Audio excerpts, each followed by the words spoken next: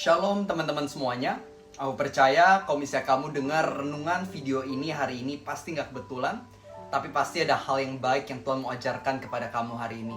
Maka itu yuk kita luangin waktu 10 menit ke depan, kita benar-benar buka hati dan kerendahan hati dan fokus. Kita belajar apa yang Tuhan sediakan lewat firman-Nya. Mari kita mulai dan doa terlebih dahulu. Tuhan Yesus, pada hari ini kami rindu untuk ngalamin Tuhan, untuk dengar dari Tuhan lebih lagi. Maka itu kami minta biar Engkau yang hadir dimanapun kami berada. Kamu yang berbicara ya Tuhan. Kau yang ajar kami supaya kami bisa diperlengkapi, dibentuk lebih lagi untuk jadi serupa dengan Yesus Kristus dan siap untuk dipakai oleh Tuhan untuk menjadi berkat dan inspirasi. Kami anak-anak-Mu, kami siap mendengarkan-Mu hari ini. Di dalam nama Tuhan Yesus, semua yang percaya, kita sama-sama katakan, Amin. Nah, teman-teman, hari ini kita akan bahas firman Tuhan tentang yang namanya mau murah hati dan juga melayani. Ayatnya diambil dari Filipi 2 ayat 3, di mana dikatakan, janganlah mementingkan diri sendiri atau mencari pujian yang sia-sia, tapi sebaliknya dengan kerendahan hati, anggaplah yang lain lebih terutama dari diri sendiri. Teman-teman, Tuhan itu pengen agar setiap dari kita ini ganti fokus. Orang yang gak kenal Tuhan penuh sama keegoisan. Fokusnya cuma I, me, myself, aku. Tapi orang yang udah mulai mengenal Tuhan, hidupnya mulai berubah, jadi mengasihi Tuhan dan mengasihi sesama. Nah teman-teman, kita bisa mengasihi sesama gimana caranya? Paling simple, paling dasar dan basic, kita mulai dengan berdoa. Berdoa bukan cuma buat diri sendiri. Karena dulu kesalahanku, aku berdoa sih, tapi berdoanya cuma buat aku. Berkati nilai sekolahku waktu itu, berkati keuangan keluargaku, berkati kesehatanku, berkati aku. Masih egosentris sekali. Tapi ketika aku mulai kenal sama Tuhan, doaku mulai berubah ketika Tuhan ajar aku tentang kemurahan hati. Aku mulai berdoa buat gerejaku, buat bangsaku, buat temanku yang sakit. Tuhan, Kau tahu si A lagi sakit, tolong sembuhkan, pulihkan dia. Tuhan, Kau tahu B lagi cari pasangan. Tuhan, tolong berikan pasangan yang tepat pada waktu yang tepat. Tuhan, tolong gerejaku, minggu ini akan ada ibadah umum, tolong sertai agar semua sound system bisa bekerja dengan baik. Pengkhotbahnya Tuhan urapi, jemaat Tuhan yang persiapkan hati mereka agar bisa mendengar firman dengan baik. Saya berdoa bagi mereka. Jadi kita bisa murah hati mulai lewat doa kita. Mulai shift doanya, nggak cuma buat diri sendiri, tapi mulai doain sesama juga. Nah, selain doa, apalagi yang bisa kita lakukan? Kita bisa mulai melakukan yang namanya kebaikan-kebaikan yang terlintas di kepala kita. Aku percaya kalau ide untuk berbuat kebaikan muncul di kepalamu, pasti nggak kebetulan. Pasti biasanya Roh Kudus yang taruh di hati pikiranmu untuk kamu lakukan sebenarnya.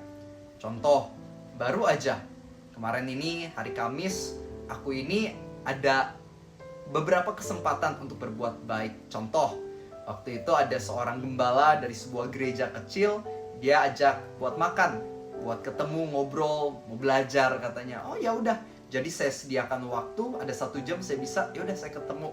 Saya akhirnya ya sharing banyak apa yang saya tahu, saya ngerti, saya sharing, dan dia juga belajar banyak. Ya udah, itu cara saya untuk bisa berbagi, jadi berkat.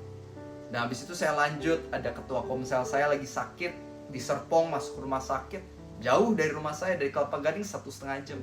Tapi saya bela-belain nyetir ke sana, jenguk, ketemu, doain 1 jam, baru pulang lagi. Udah pulang, nyampe rumah, baru istirahat bentar. Malamnya saya ada komsel juga, saya yang pimpin komselnya. Ternyata ada anak komsel saya yang anggapnya baru nulis nama, mau ikut gitu ya malam itu, dan dia lagi ulang tahun minggu lalu. Dia ulang tahun minggu lalu, dan tiba-tiba datang dan belum ada kue. Akhirnya tadinya saya mau nitip ke anak komsel lain buat tolong beliin dulu, tapi ternyata pada nggak bisa juga. Ya udah, saya bilang saya sendiri deh. Saya nyetir mobil, saya datang ke toko roti dekat rumah saya. Yang pertama, kuenya habis.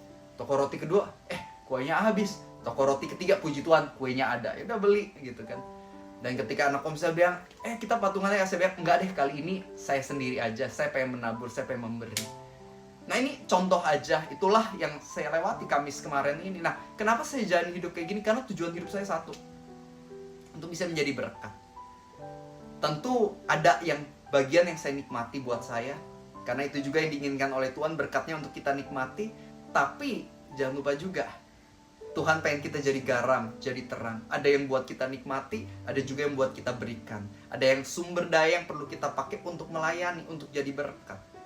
Sumber daya bukan cuma berbicara soal uang, tapi waktu kita, energi kita, pemikiran kita. Kita harus juga jadi orang-orang yang rela berkorban. Sama kayak Tuhan Yesus yang rela berkorban. Kita juga harus rela berkorban. Dan jangan takut merasa, aduh kalau aku mentingin orang lain, ntar aku gak happy, ntar aku kekurangan. Hei, kata siapa? Justru berkat akan semakin melimpah untuk orang yang murah hati dibandingkan orang yang egois. Makanya Alkitab ada mencatat, the world of the generous gets larger and larger, but the world of the stingy gets smaller and smaller. Bahasa Indonesianya, orang murah hati, dunianya makin luas, makin luas. Tapi dunia orang yang pelit, serakah, sempit, dan sempit. Ini benar banget. Aku kasih contoh sedikit pengalaman aku. Teman-teman, di gereja itu aku kasih ide buat atasan aku untuk aku ngajar public speaking secara private untuk para ketua komsel. Ya, ketua komsel di gereja saya cukup banyak, ada ratusan. Jadi seminggu sekali waktu itu. Sekarang seminggu 2 kali. Anggapnya seminggu 2 orang saya latih. Jadi ada waiting list, saya latih. Dan it's free.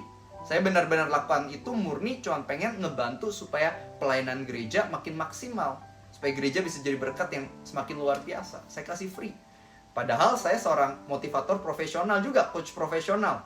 Kalau di luar sana, anggapnya ada orang mau belajar dari saya 1 sesi, itu bisa, kalau 1 jam ya, isi di sesi rame-rame bisa 7 juta.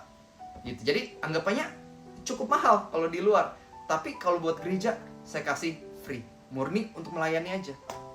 Tapi apa yang terjadi, teman-teman? Ketika mereka aku layani, aku ajar, ternyata ada beberapa yang, mereka ternyata pemimpin di sebuah perusahaan, punya perusahaan sendiri. Mereka lagi cari trainer. Mereka bilang, Revi, ajaran kamu bagus, saya terbantu banget. Boleh yuk, saya undang kamu datang buat jadi coach di tim saya, di perusahaan saya. Akhirnya deal dengan jumlah uang yang cukup besar juga. Dan di sana aku ngeliat, aku awalnya nggak ngincar apa-apa, tapi ternyata lewat aku melayani ini ketemu dengan orang-orang yang mau akhirnya kerjasama dengan aku, dan ternyata ada berkat keuangan juga yang aku dapatkan. Nggak kepikiran awalnya, tapi ternyata Tuhan yang berikan. Nah, ini sedikit pengalamanku aja ketika kita murah hati atau mau melayani. Percaya deh, berkat akan datang secara otomatis tanpa kamu kejar-kejar.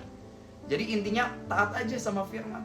Jadilah orang yang kesukaannya melayani, murah hati, mau membantu orang, rela berkorban. Dan percayalah Tuhan akan selalu memeliharamu. Bahkan lebih dari memelihara, akan ada berkelimpahan menurut versi Tuhan bagi hidup kamu. Maka itu yuk semangat. Jangan jadi orang egois lagi, tapi mulailah jadi orang yang mau melayani satu sama lain dengan segenap hatimu. God bless you. Mari kita tutup dalam doa. Bapak, kami bersyukur banget kalau misalnya hari ini kami bisa dengar firman lagi, kami bisa diajar oleh Tuhan. Kami percaya firman yang Tuhan berikan hari ini gak kebetulan. Kami percaya firman yang Tuhan berikan hari ini ada maksud yang luar biasa. Bantu kami untuk jadi pelaku firman. Ubah kami dari orang egois jadi orang yang murah hati. Ubah hati batu kami menjadi hati yang taat. Pimpin tuntun, kalau kami lupa untuk jadi murah hati, Roh Kudus terus ingatkan kami, ubahkan kami, bentuk kami lebih lagi, supaya kami semakin serupa dengan Juru Selamat kami, Yesus Kristus, yang murah hati, yang telah menebus dosa-dosa kami. Terima kasih ya Tuhan Yesus, kami serahkan hidup kami 100% ke dalam tangan kasih-Mu. In the name of Jesus, we pray. Amen. Maju terus teman-teman, dan jika kamu diberkati, jangan lupa untuk share ke grup yang ada di keluarga kamu, grup teman-teman, grup WhatsApp, agar lebih banyak orang bisa dengar firman. Kamu juga bisa jadi saluran keselamatan buat yang lain. Dan jangan lupa untuk subscribe, bunyikan tombol lonceng, karena akan ada renungan setiap hari. Aku berdoa dan percaya renungan ini semuanya pasti bisa jadi blessing buat hidup kamu. God bless you and see you tomorrow.